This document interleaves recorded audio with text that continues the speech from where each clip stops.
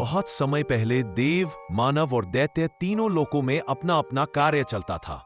पर दैत्यराज रंभा एक ऐसी संतान चाहता था जो असाधारण शक्ति वाला हो। उसने घोर तपस्या की और ब्रह्मा जी से वरदान पाया कि उसकी संतान विश्व की सबसे बलशाली असुर वंशज होगी। कुछ समय बाद एक अप्रत्याशित घटना घटी।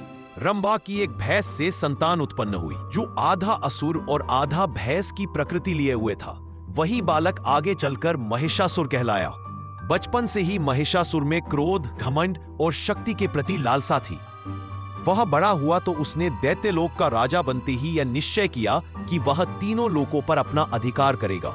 शक्ति प्राप्त करने के लिए उसने कठोर तपस्या की, जिससे ब्रह्मा जी प्रसन्न हुए और उसे वरदान दिया कि उसका वध किसी देवता के हाथों नहीं होगा। महिषासुर इस वरदान से अजय हो गया और अहंकार के प्रभाव में उसने स्वर्ग पर आक्रमण कर दिया। इंद्र और अन्य देवता उसका सामना नहीं कर पाए और स्वर्गलोक खाली कर देवों को पृथ्वी या पाताल में छिपना पड़ा। महिषासुर का अत्याचार बढ़ता गया। उसने देवताओं की पूजा बंद करवाई, ऋषियों के यज्ञ भंग करवाए, मंदिर गिरवाए और मनुष्यों पर भी भयंकर अत्याचार किए। धरती पर भय, दुख और विनाश फैल गया। देवता निराश होकर ब्रह्मा, विष्णु और महेश के पास पहुंचे और अपनी पीड़ा सुनाई। तीनों देवों ने विचार कर कहा, महिषासुर का अंत केवल उसी शक्ति से संभव है जो देव या पुरुष रूप में न हो। तब तीनों देवताओं ने अपने अपने तेज को मिलाया और उसी तेज से एक दिव्य आभा प्रकट हुई, जिसने एक महाशक्ति का रूप लिया। वो थी आदि शक्ति देवी दुर्गा। धीरे धीरे यह तेज एक सुंदर, शक्तिशाली और तेजस्वी देवी के स्वरूप में परिवर्तित हुआ। उनकी 10 भुजाएं थीं। हर भुजा में अलग अलग अस्त्र शस्त्र थे। उनके मुख पर तेज, आंखों में करुणा और शरीर पर दिव्य प्रकाश था।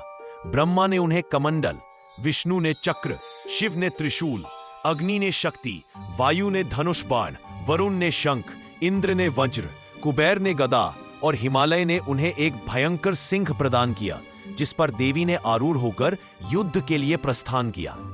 जब देवी दुर्गा पर्वतों से उतरी तो धरती हिल उठी।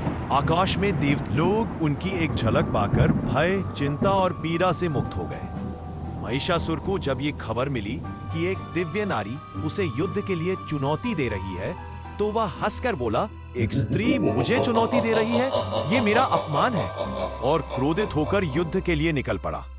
दोनों सेनाएं आमने सामने आईं और भयंकर युद्ध शुरू हुआ। महिषासुर बार बार अपना रूप बदलता।